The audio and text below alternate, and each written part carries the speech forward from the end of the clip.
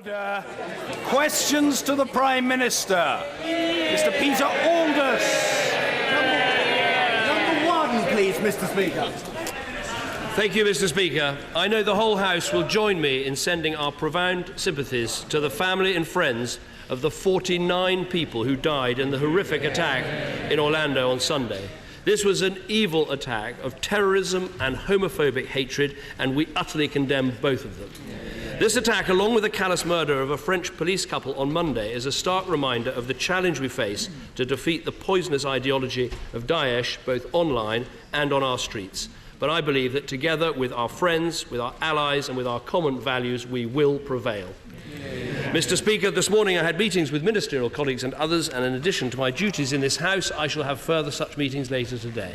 Peter Aldous. Thank you, Mr. Speaker. I share the Prime Minister's sentiments in the sympathies expressed to the victims, families and friends of those in Orlando. The Australian parent company of Sealight United Kingdom Limited, who see Europe as a major market for expansion, have put on hold their plans to build a factory in the enterprise zone on the South Lowestoft industrial estate. Lowestoft has enormous potential as a centre for serving the European maritime market. But does the Prime Minister share my concern that this opportunity would unnecessarily be placed at risk if the UK leaves the EU?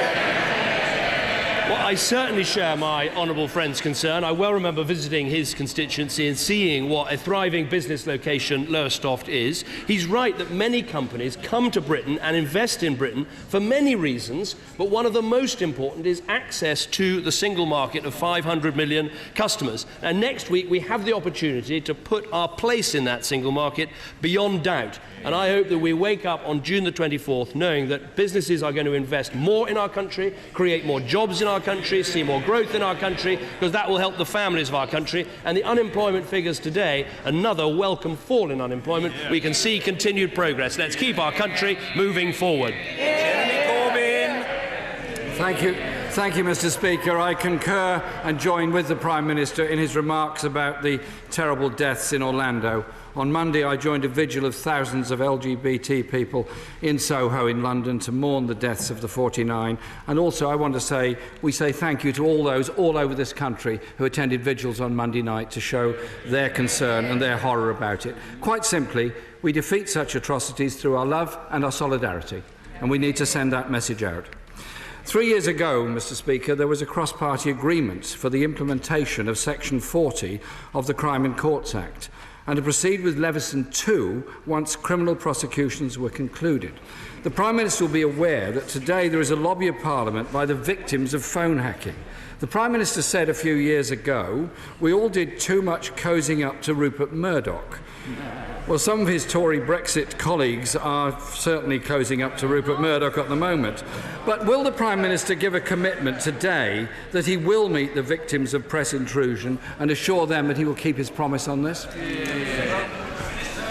Well, first of all, let me again echo what he said about the Orlando bombings. In terms of the Leveson issue, we said that we'd make a decision about the second stage of this inquiry once the criminal investigations and prosecutions were out the way. They are still continuing, and so that is the situation there. I have met with victims of press intrusion, and I'm happy to continue to do so again. But I think right now people can accuse me of many things, but I think cosing up to Rupert Murdoch probably isn't one of them. Jeremy Corbyn. Mr. Speaker, my question was, will he meet the victims of phone hacking? I hope he will, because they deserve it, and he promised that he would meet them. A major funder, Mr. Speaker, of the Leave campaign said, and I quote, "If it were up to me, I'd privatise the National Health Service." The honourable member for Uxbridge said, if people have to pay for NHS services, they will value them more. Both he and the honourable member for Surrey Heath are members of a government that has put the NHS into record deficit. These people are now masquerading as the saviours of the NHS, wolves in sheep's clothing. Didn't the honourable member for Totnes get it right when she rejected the duplicity of this argument in the Leave campaign and decided to join the Remain campaign?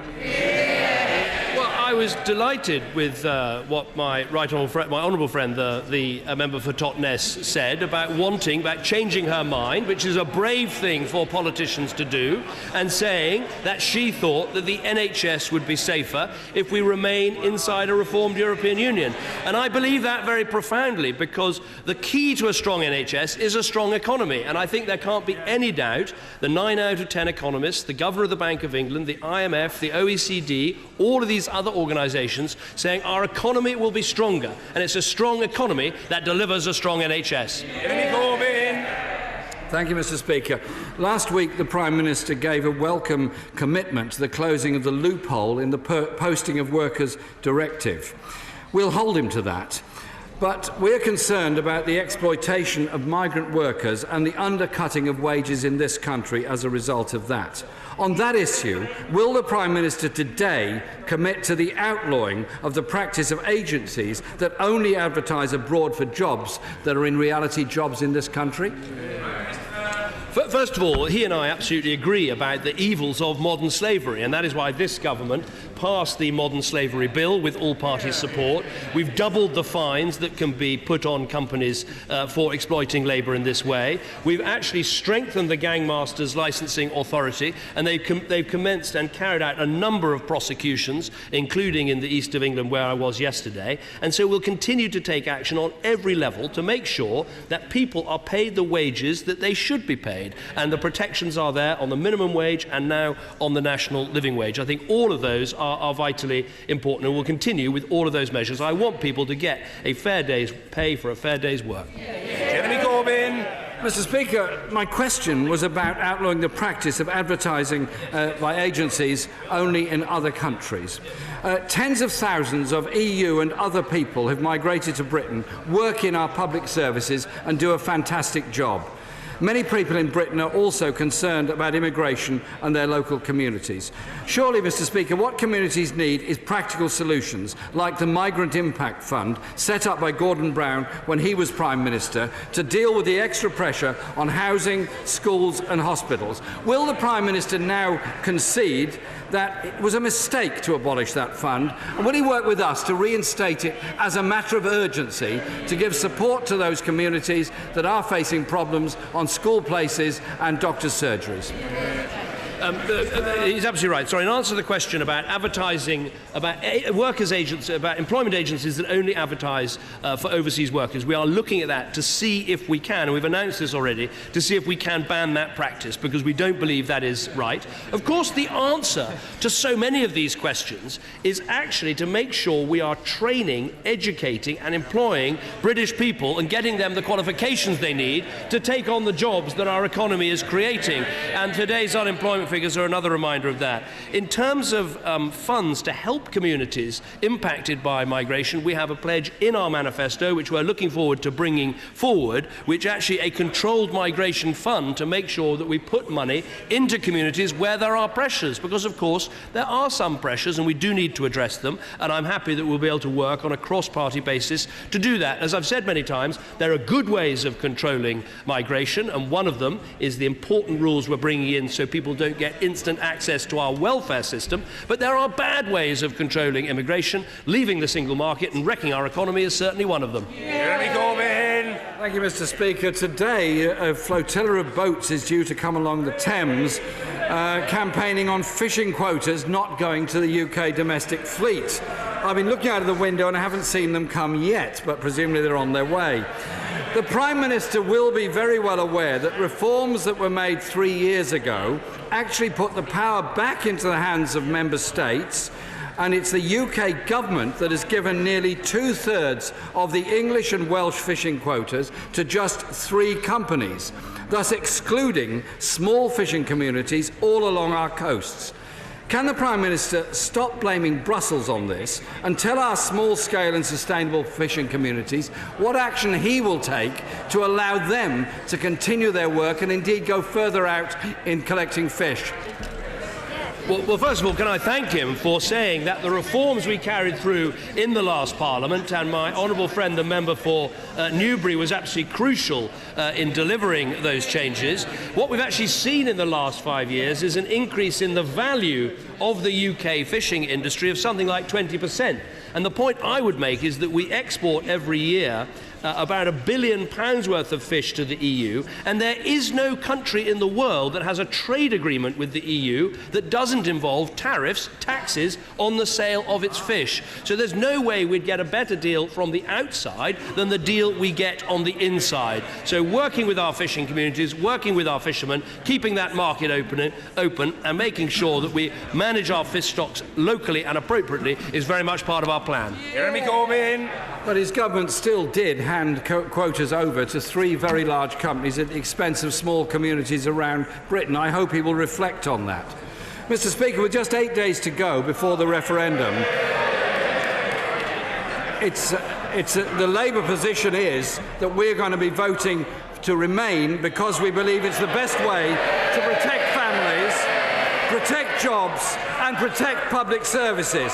We would oppose any post-Brexit austerity budget, just as we have opposed any austerity budget put forward by this government. So will the Prime Minister take this opportunity to condemn the opportunism of 57 of his colleagues who are pro-leave, who have suddenly, these are members who backed the bedroom tax, backed cutting disability benefits and slashing care for the elderly, who suddenly have now had a Damascene conversion to the anti-austerity movement. Does he have any message for them? Does he have any message for them at all? What I'd say to the right honourable gentleman is there are very few times when he and I are on the same side of an argument. And this must say to people watching back at home that when you've got the leader of the Labour Party, and indeed almost all of the Labour Party, a Conservative government, the Liberal Democrats, the Greens, the official Ulster Unionists and the Scottish National Party all saying we have huge disagreements, but on this vital issue for the future of our country, the best option for Britain is to vote to remain in a reformed European Union, that really says something. It says something. And the truth is this. This is a huge choice for our country. Choices have consequences. If we wake up on June the 24th and we've remained in, our economy can continue to move forward. If we vote out, the experts warn us we will have a smaller economy, less employment, lower wages, and therefore less tax receipts. And that's why we would have to have measures to address a huge hole in our public finances. And nobody wants to have an emergency budget. Nobody wants to have cuts in public services. Nobody wants to have tax increases. But I would say this, there's only one thing worse than not addressing a crisis in your public finances, than addressing it through a budget, and that is ignoring it. Because if you ignore a crisis in your public finances, you see your economy go into a tailspin, you see confidence in your country reduced. We can avoid all of this by voting Remain next week. Thank you, Mr. Speaker. Having recently undertaken a real ale tour of some of my constituents' finest public houses, and having sampled some of the finest ales you're likely to taste, many of which are brewed locally in Derby North, recognised as the real ale capital of the UK, can I ask the Prime Minister to join in acknowledging the virtues and massive benefits to local economies from small and medium-sized breweries up and down the country? Happy to agree with my honourable friend. Having spent last week at Shepherd Neame in Kent and having spent yesterday at Green King in Bury St Edmunds, I agree with her that a large quantity of real ale is one of the best ways to get through this gruelling referendum campaign, and I would recommend it to everybody. The British beer industry is in good health because of the duty cuts from my right honourable friend the Chancellor, because of the micro brewers tax regime. We've got a lot of craft beer, a lot of craft ale coming through in our country. It's an industry in good state, and the brewers that I'm talking to and going to see, they want the single market open and they want us to remain in. Angus Robertson. Thank you, Mr. Speaker. On Orlando and on the deaths in France, we on these benches join with the condolences that have been expressed by the Prime Minister and the Leader of the Opposition. We are now only a week away from the biggest question that the UK has faced in a long time, and that is the continuing membership of the European Union. Exports and goods and services from the Scottish economy are massively important. Hundreds of thousands of jobs depend on them. Meanwhile, our public services, including the NHS, are supported by many hard-working people from elsewhere in the European Union. Does the Prime Minister agree with me? If we want to protect jobs, if we want to protect our public services, we must vote to remain in the European Union. Well, I do believe the most important argument, there are many arguments people make, but the most important argument is about the future of our economy. And it seems obvious to me, you can listen to the experts or you can just make a common sense argument. Today we have full access to a market of 500 million people. For an economy like Scotland's that is such a big exporting economy, there's no way we'd get a better deal with that single market on the outside than we get on the inside. And so if we left, we would see our economy suffer, we would see jobs suffer, we'd see people's livelihoods suffer. That is just plain common sense. So I absolutely agree with him. For jobs and for livelihoods, we should remain in. And there is a consequence for public finances, because if our economy is doing less well, our public finances would be doing less well, and that would have consequences for Scotland too.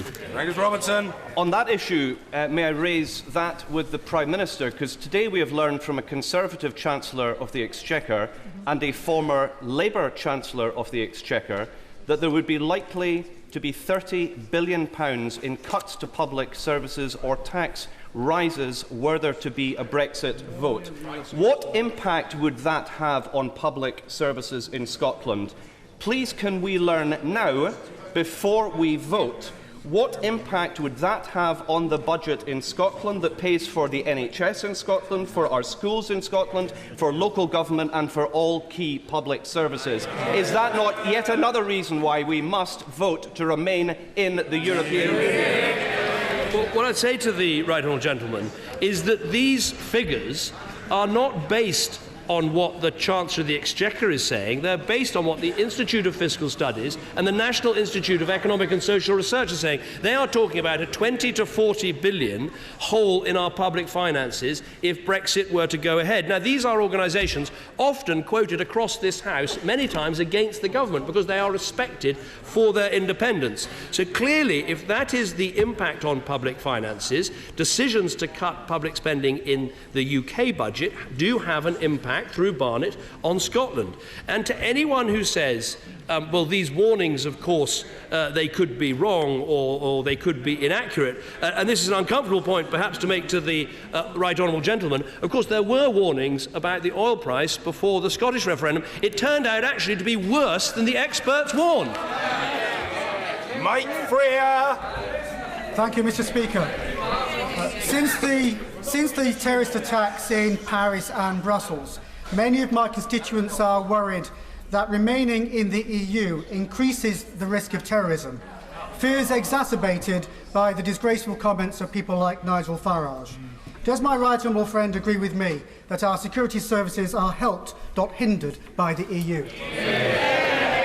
I would say very directly to my honourable friend, I've done this job for 6 years. I've seen, working with the Home Secretary, seen how closely our intelligence and security services work with other services around the world. And of course we keep ourselves safe by investing in anti-terrorism policing. Of course we keep ourselves safe by the way we work with the Americans and the Five Eyes Partnership. But I'm in no doubt that the increasing extent of information exchange and intelligence exchange that takes place through the European Union is of direct benefit to our country. It's not just that you need a border, you also need information and intelligence to police that border properly. And we're now seeing an enormous amount of exchange about criminal records, terrorist records, passenger name records. Of course, outside the EU, we could try and negotiate our way back into some of these agreements. But right now, we're in them, we're driving them, and we're making them keep people safe in our country. George Howarth.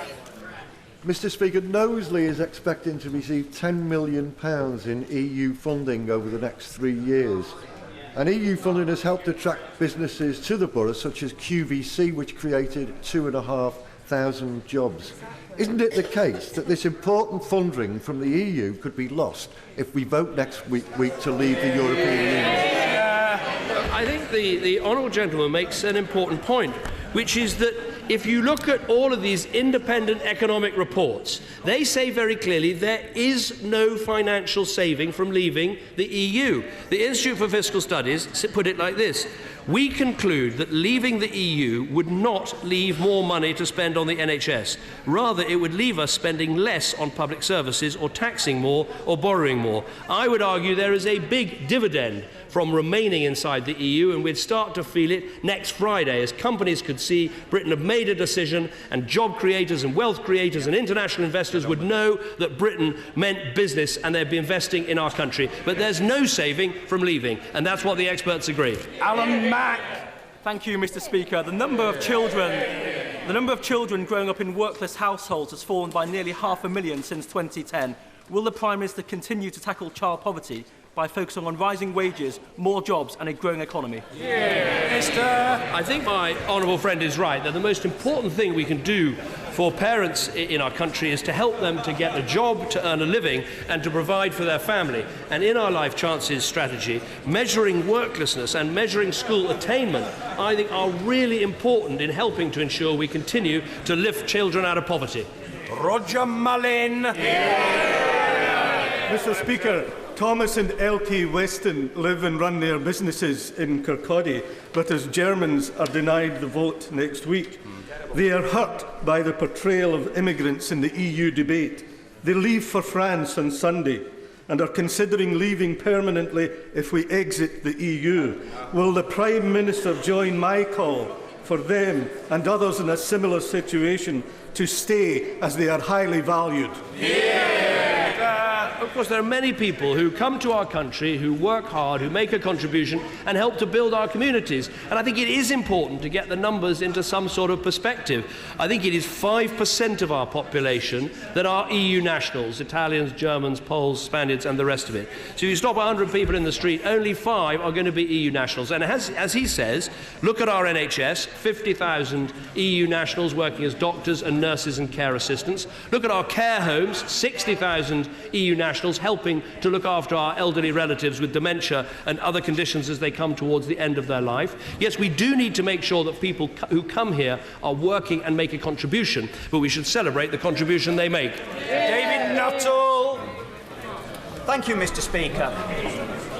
Given the government's recent enthusiasm for making forecasts and predictions, can the Prime Minister please tell the House in which year will we meet our manifesto commitment to reduce immigration to the tens of thousands?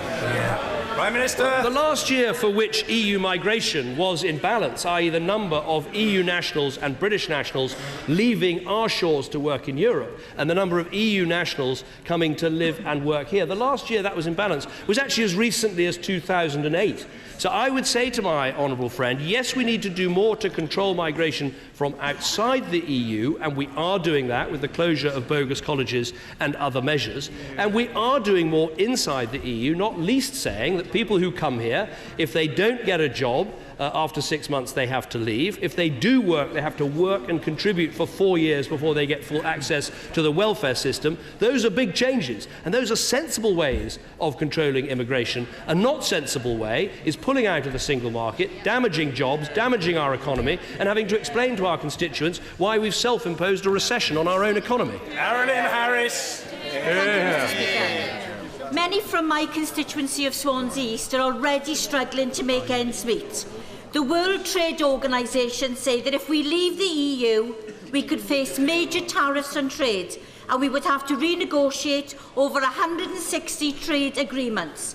Does the Prime Minister agree with me that leaving the EU would hit hard-working families the most, raising the cost of living, and that it's too big a risk to take? The honourable lady is right. It is always the poorest and those with least who can get hit hardest if an economy suffers a recession. And I think there are two ways in which the cost of living could be impacted. She's absolutely right. If we leave the single market, go to WTO rules, we'd have tariffs imposed on the goods that we sell to Europe, and that would make us suffer. But also, if the pound is to fall, which many independent experts forecast, the cost of living rises, the cost of the family shop rises, the cost of the family holiday rises, and I think she's right. It's not worth the risk. We shouldn't risk it. We should keep our country safe.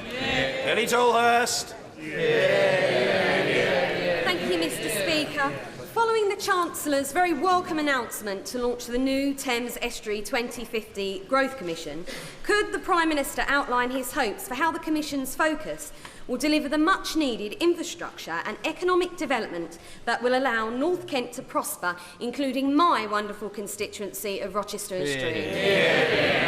Prime Minister. Well, always, whenever I get a question from my honourable friend, I remember how grateful I am that she is sitting for Rochester and Stroud and representing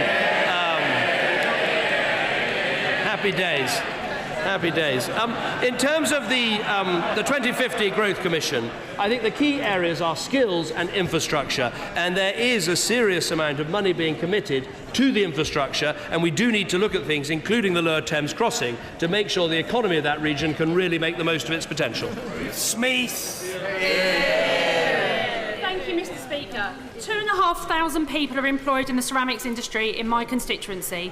Their jobs are dependent on EU trade, their rights are protected by the EU social chapter, and their town centres have been rebuilt with EU funds. With his friends in the Leave campaign producing more spin than a potter's wheel,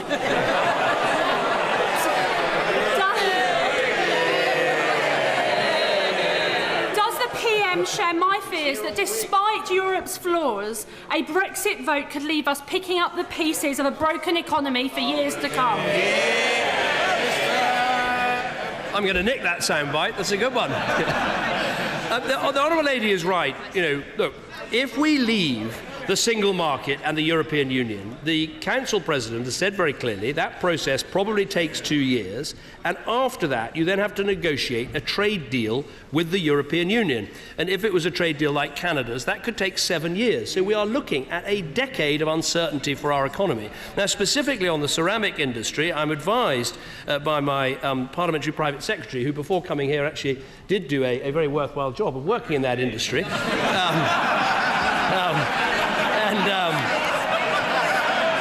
He may not be spinning pots anymore, but he's spinning for me very effectively. But the point is, last year we exported £38 million in porcelain and China to the EU. And if we were outside the EU without a trade deal and had World Trade Organization tariffs, there would be a 12% tax. Now, I don't want us to hit British manufacturers, British car makers, British aeroplane makers. We should be investing in those industries and helping them support and not making their situation more difficult, which Brexit would undoubtedly do. Generic. Thank you, Mr. Speaker. 30 years ago, when I was just a little lad, my parents quit their jobs.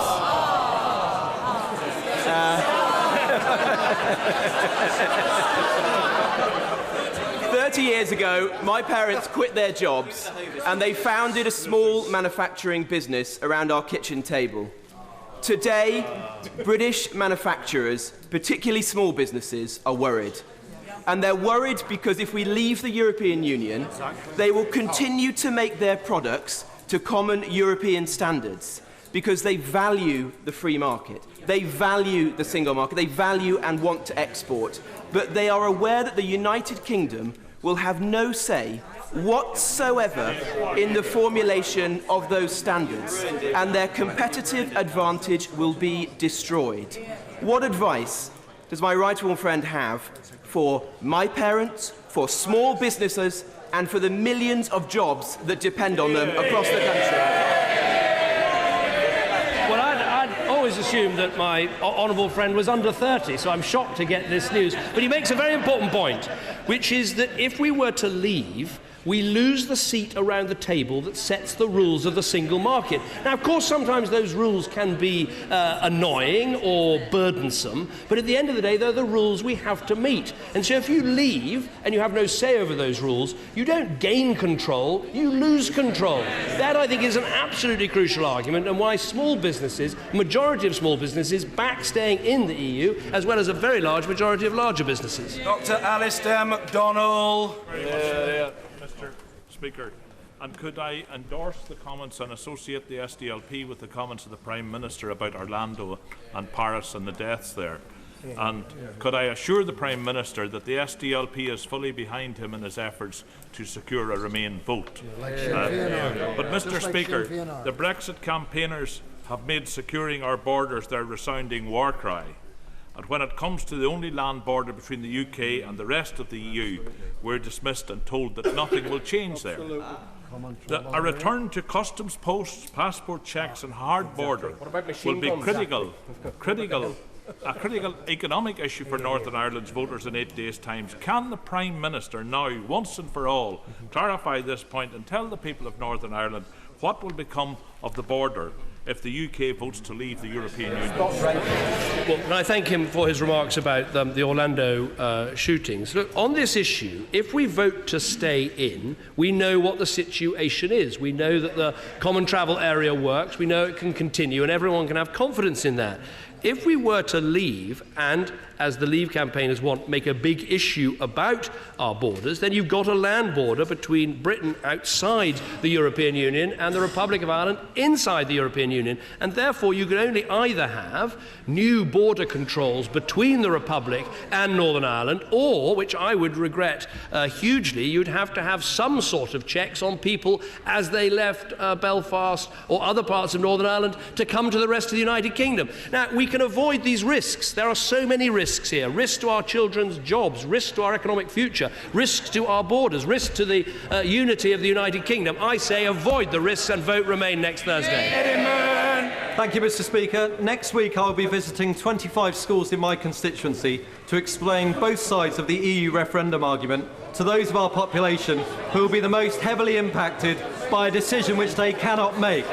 Would the Prime Minister have any words for these young people for the Remain segment? Well, I'm very grateful for my old friend's hard work. What I would say is this is a vote that, even if those people in those schools aren't able to vote, will affect their futures. And I hope they will talk to their parents and their grandparents, after being inspired by my honourable friend, about wanting to grow up in a country with opportunity. And we're bound to have more opportunity if we remain in a reformed European Union with 27 other countries. And I also think it goes to a point about what sort of country we want our children to grow up in. Not just one of economic and job opportunities, but one where our country is able to affect change and get things done in the world. We don't diminish ourselves inside a European Union, we enhance the power of Britain and the greatness of our country. Thank you, Mr. Speaker. Approximately 11,000 of Marks and Spencer's most loyal employees, many with over 14 years' service, are about to get a serious pay cut. Cuts to Sunday pay, bank holiday and anti-social hours pay, all made on the back of the national living wage, means they'll take home less next year than they do this year, with some losing up to £2,000. This is not just any pay cut, this is a big, fat Marks and Spencer's pay cut. Does the Prime Minister agree with his Chancellor that cutting take-home pay at M&S or anywhere else on the back of the national living wage is wrong? And if so, will he move to close the loopholes that make this possible? Well, obviously, we want to see the national living wage feeding through into people having higher take-home pay, not lower take-home pay. And we would urge all companies to make sure that is the case. I haven't seen the information about Marks and Spencer's, but they know, like any retailer, that they need to attract and retain and motivate the staff that they have. And it's absolutely crucial in retail, particularly with all the competition with online, that they continue to do that. And they won't do that if they cut people's pay. Jack Lepresti. Mr. Speaker, I agree with the Prime Minister on Europe. When he said to the CBI on the 9th of November last year, and I quote, "Some people seem to say that really Britain couldn't survive, couldn't do okay outside the European Union. I don't think that is true. The argument isn't whether Britain could survive outside the EU. Of course it could. So if, as I hope, despite the panic-driven negativity from the Remain camp and Downing Street, the British people vote next week to become a free and independent nation again, will my right honourable friend join me in embracing the great optimism and opportunity for our country and our people that such a momentous decision would bring? Well, I'd say to my honourable friend, as I said at the CBI, of course Britain can survive outside the EU. No one Nobody's questioning that. The question is, how are we going to do best? How are we going to create the most jobs? How are we going to create the most investment? How are we going to have the most opportunities for our children? How are we going to wield the greatest power in the world? How are we going to get things done? And on all those issues, stronger, safer, better off, the arguments are on the Remain side. Thank you, Mr. Speaker. Could I associate myself and indeed all of my party across the country with the remarks he made earlier on about the killings in France and the brutal homophobic murders in Florida. The killer and his vicious homophobic act do not speak for Islam. The wealthy elite fueling the Leave campaign will be unharmed by the inevitable hike in interest rates that will follow Britain's exit from the European Union and the decline in sterling. The rate rise, however, will have a hit on millions of ordinary British people. It will put people to lose their homes through repossession and push low-income people further into crippling debt. Would he advise his Tory Brexit colleagues that there is a long-term economic plan on offer in which he can help those people who are hard-working families not to suffer? It is to vote Remain on Thursday. Minister! He and I are often on opposing sides of arguments, but I think it says volumes about the breadth of the campaign to remain in a reformed European Union, that we have the Liberal Democrats as well as the Labour Party, the Greens, the trade unions, business, voluntary bodies and so many others, coming from different perspectives, but all saying, crucially, our economy will be better off, so therefore families will be better off, our country will be better off if we remain in. And he's absolutely right what he says about interest rates. The last thing homeowners need, the last thing home buyers need, the last thing our country needs is a hike in interest rates damaging our economy. And I'm glad he supports a long-term economic plan, and that should have, as part of its plan, remaining in a reformed European Union. Nigel Adams. Thank you, Mr. Speaker. Can I congratulate my right honourable friend for honouring our manifesto pledge and delivering this historic referendum. Unfortunately, we have heard some hysterical scaremongering during this debate, and there are those in this House and in the other place who, if they believe if the British people decide to leave the EU, there should be a second referendum. Can he assure the House and the country that whatever the result on June the 24th, his government will carry out the wishes of the British people? If the vote is to remain, we remain, and if the vote is to leave, which I hope it is, then we leave. Prime Minister! I'm very happy to agree with my honourable friend. In means we remain in a reformed European Union.